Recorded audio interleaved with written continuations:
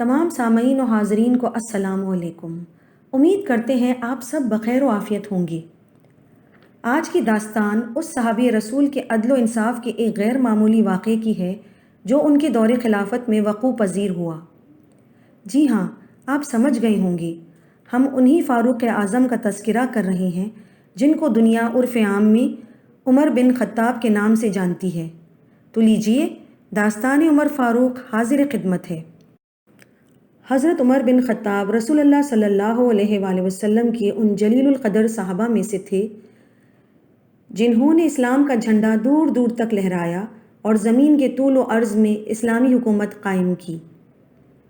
حضرت عمر کا دور خلافت تقریباً 10 سالوں پر محیط تھا۔ انہوں نے عنان اقتدار خلیفہ اول ابوبکر صدیق رضی اللہ تعالیٰ عنہ کے انتقال کے بعد سنبھالی۔ تاریخ میں حضرت عمر جیسے لوگ بار بار نہیں پیدا ہوتے۔ انہوں نے حق و باطل میں فرق کو ظاہر کرنے میں کوئی کسر نہ چھوڑی۔ اسی طرح عدل و انصاف کو جاری کرنے میں بھی کبھی اپنے اور غیر میں تفریق نہیں کی۔ ہم آج ان کے دور خلافت کا ایک ایمان افروز واقعہ بیان کریں گے جو عدل و انصاف کے کڑے تقاضوں پر مشتمل ہے۔ مدینۃ النبی کے مضافات میں کچھ نخلستان تھے جہاں ہلکی پھلکی گھاس اور تھوڑا بہت پانی تھا۔ لوگ وہاں درختوں کی چھاؤں میں بیٹھتے اور اپنے جانور چرنے کے لیے دور دور تک چھوڑ دیتے۔ انہی چھوٹے چھوٹے نخلستانوں میں بہت دور سے ایک مسافر آتا ہے جو اونٹ پر سوار تھا۔ شاید بہت لمبا سفر طے کر کے آیا تھا، اسی لیے بہت تھک گیا تھا۔ وہ اپنے اونٹ سے اترا اور اسے ایک درخت سے باندھ کر قریبی کہیں سو گیا۔ سفر کی تکان کی وجہ سے وہ جوان بہت ہی گہری نیند سو گیا۔ ٹھنڈی ٹھنڈی ہوا چل رہی تھی اور نرم گرم ریت نے تو جیسے نرم گدوں کا کام کیا۔ وہ دنیا و مافیا سے بے خبر نیند کی آغوش میں جا چکا تھا۔ قریبی بندھے اس کے اونٹ کو شاید بھوک لگی تھی۔ وہ اسی درخت کے پتے نوچ نوچ کر کھانے لگا۔ کبھی اپنے دانتوں سے پتے اکھیڑتا تو کبھی درخت کی ٹہنیاں زور سے کھینچ کر توڑ دیتا۔ پاس ہی ایک بوڑھا بیٹھا تھا جو اسی نخلستان کا مالک تھا۔ پہلے تو بوڑھے نے اونٹ کو آوازیں دیں، لیکن جانور تو جانور ہے، نہ سمجھا۔ تب بوڑھے کو طیش آیا، اس نے بڑا سا پتھر لیا اور ٹکا کے اونٹ پر دے مارا۔ یہ ضرب بدقسمتی سے کاری ثابت ہوئی۔ اونٹ وہیں ڈھیر ہو گیا کیونکہ پتھر اس کی کنپٹی پر لگا تھا۔ کافی دیر بعد جب اونٹ کا مالک یعنی نوجوان نیند سے جاگا اور اپنے اونٹ کو مردہ پایا تو بہت پریشان ہوا۔ اس کی سمجھ میں نہیں آ رہا تھا کہ یہ سب کیسے ہوا۔ جب اس نے ارد گرد سے معلوم کیا تو بوڑھے نے اونٹ کو مارنے کا اقرار کیا۔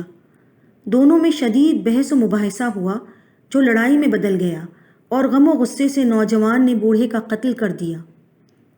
جب مقتول کے بیٹوں کو باپ کے قتل کی اطلاع ملی تو وہ دوڑے دوڑے آئے اور نوجوان کو گھیر لیا۔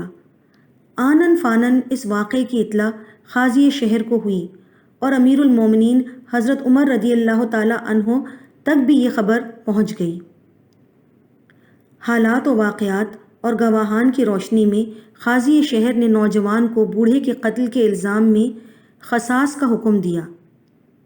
شریعت کے مطابق قصاص آنکھ کے بدلے آنکھ اور جان کے بدلے جان ہوتی ہے، لہٰذا نوجوان کو دوسرے لفظوں میں سزائے موت ہوئی تھی۔ چند دنوں میں سزا پر عمل درآمد ہونے والا تھا۔ وقت گزرتا گیا اور سزا کا دن آن پہنچا۔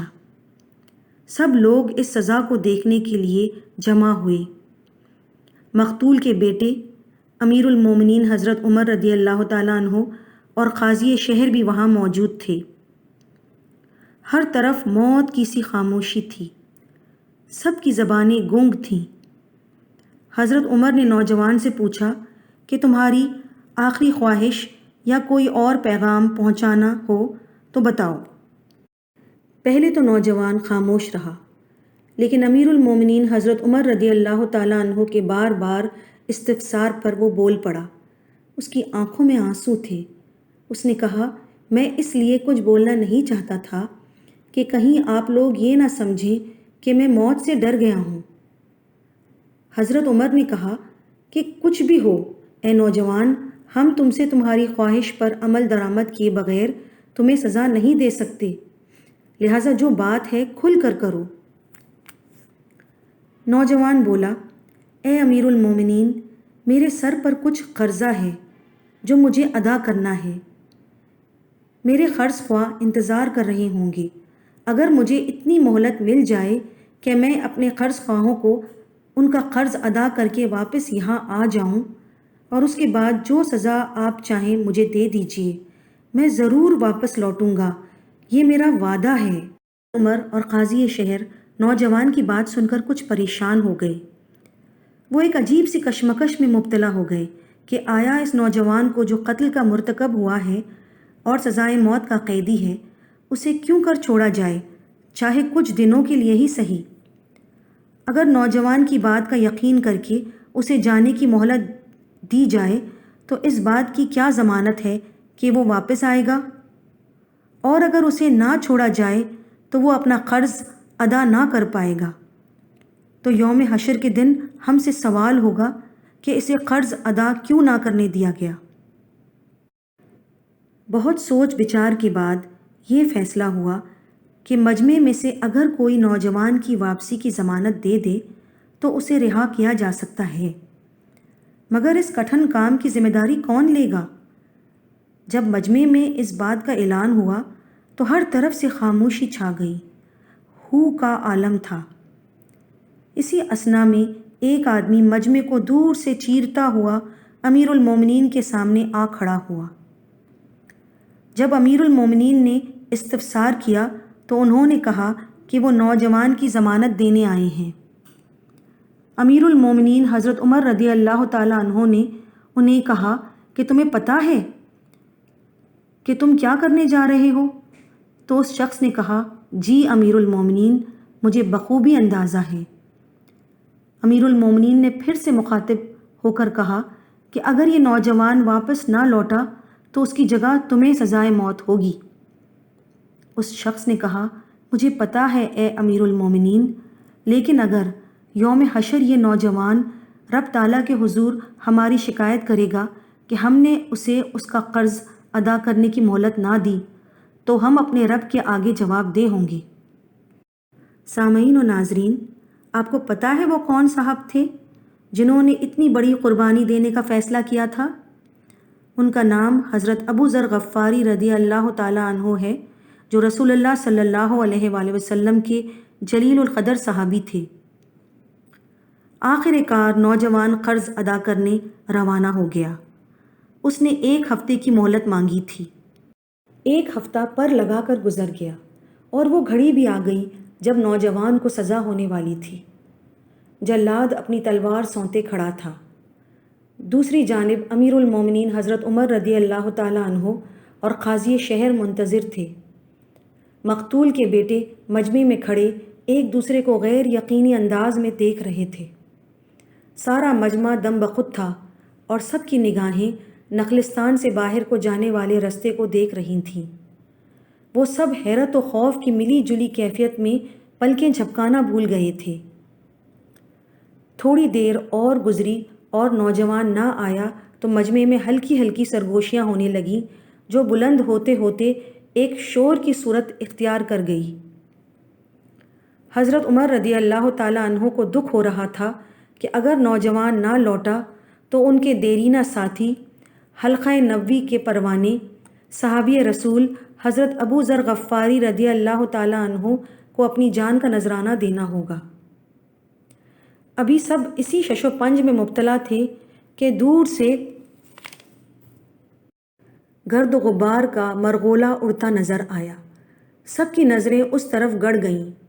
کوئی گھڑ سوار دور سے آتا نظر آ رہا تھا۔ جیسے وہ قریب آ رہا تھا، دلوں سے شک و شبہات کی گرد چھٹ رہی تھی۔ قاضی شہر کی آنکھوں میں اطمینان اور تشکر کے جذبات ابھرے۔ کچھ ہی دیر میں نوجوان قیدی امیر المومنین اور مقتول کے بیٹوں کے سامنے حاضر تھا۔ اس نے سلام کرنے کے بعد معذرت کی کہ اس کے پہنچنے میں کچھ دیر ہو گئی تھی۔ دراصل اس کے گھوڑے کی نال نکل گئی تھی، اسے لگانے میں تھوڑا وقت لگ گیا تھا۔ اس نے امیر المومنین عمر رضی اللہ تعالیٰ عنہ کا شکریہ ادا کیا کہ انہوں نے اس پر بھروسہ کر کے جانے دیا اور اس کے قرض کی ادائیگی میں اس کی مدد کی۔ حضرت عمر رضی اللہ تعالیٰ عنہ نوجوان کے ایفائے عہد سے بہت متاثر ہوئے، بلکہ پورا مجمع نوجوان سے متاثر ہوئے بغیر رہ نہ سکا۔ لوگوں کی آنکھیں جذبہ ایمانی سے بھر آئیں۔ وہ سوچ رہے تھے کہ آج بھی دنیا میں ایسے لوگ موجود ہیں جنہیں خوف خدا نے گھیر رکھا ہے اور وہ ہر صورت میں دیانت داری اور ایفائے عہد کو ملحوظ رکھتے ہیں، چاہے اس میں ان کی جان ہی کیوں نہ چلی جائے۔ نوجوان کو اب آہستہ آہستہ اس جانب لے جایا جا رہا تھا جہاں جلاد اس کا منتظر تھا۔ چند ہی ساعتوں میں نوجوان کی گردن تن سے جدا ہونے والی تھی، کیونکہ یہی اللہ کا قانون تھا جو ہر حال میں پورا ہونا تھا۔ یہی عدل عمر فاروق کا تقاضا بھی تھا، جس کے لیے وہ اپنے پرائی کی تمیز نہیں فرماتے تھے۔ سزا پر عمل درآمد شروع ہونے کو ہی تھا۔ نوجوان کو آگے کی طرف جھکایا گیا اور جلاد نے تلوار اٹھائی ہی تھی کہ مجمع میں سے کسی نے زور سے کہا، رکو! سب اس آواز کی طرف متوجہ ہوئے اور مڑ مڑ کر ادھر ادھر دیکھنے لگے۔ مقتول کے دونوں بیٹے آگے بڑھے اور انہوں نے کہا کہ ہم اپنے باپ کا خون معاف کرتے ہیں۔ در حقیقت انہیں نوجوان کی ایمانداری اور اپنا وعدہ وفا کرنا بہت بھا گیا۔ آخر کار یہ معاملہ دیت کی ادائیگی پر ختم ہوا۔ امید کرتے ہیں کہ آج کی کہانی نے آپ کے دلوں کو چھوا ہوگا۔ ہمارے چینل داستان گو کو لائک کریں، اسے سبسکرائب کرنا نہ بھولیں، بیل آئیکن کو دبا کر ہماری حوصلہ افزائی کریں۔ شکریہ۔